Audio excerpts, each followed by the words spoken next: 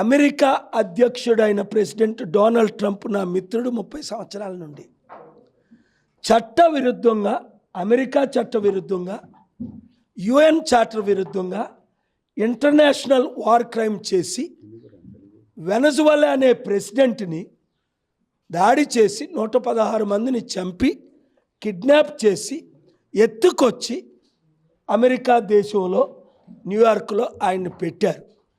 దాన్ని నేను తీవ్రంగా ఖండిస్తున్నాను, తప్పుని తప్పుగానే. అయితే 90 గంటలు ఎందుకు పట్టింది? ఎప్పుడూ అందరికంటే ముందు ఖండించే నేను, ట్రంప్ కొడుకు, కొంతమంది లీడర్సు ఈ సబ్జెక్ట్ గురించి నన్ను మాట్లాడొద్దని నా లీడర్సు, అందులో 172 మంది డిసెంబర్ 30, 31 ట్రంప్ జనరల్ కూడా ఆ మీటింగ్కి హాజరయ్యారు. వారం రోజుల క్రిందట నేను ప్రార్థించాను, ప్రభువా ఇది తప్పు, ఇలాంటి దాడి చేసింది కాకుండా మెక్సికోలో దాడి చేస్తాను, క్యూబాను దాడి చేస్తాను, ఇరాన్ దాడి చేస్తాను, గాజాను దాడి చేస్తాను అని 3 రోజులు రెచ్చిపోతున్నాడు, పిచ్చి కుక్క కరిసినట్టు.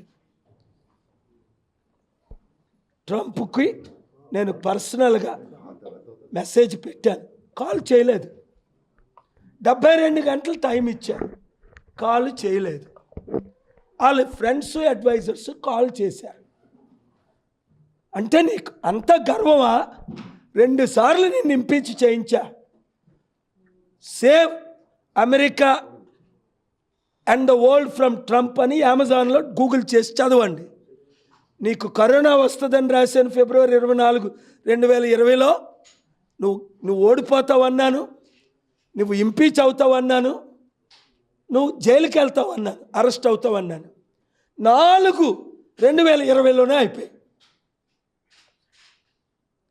నేను ఫిబ్రవరి 24, 2020లో ఆయన న్యూఢిల్లీలో ఉంటుండగా కేజ్రీవాల్ని ఇన్సల్ట్ చేసినప్పుడు, కేజ్రీవాల్ గారు హోమ్ మినిస్టర్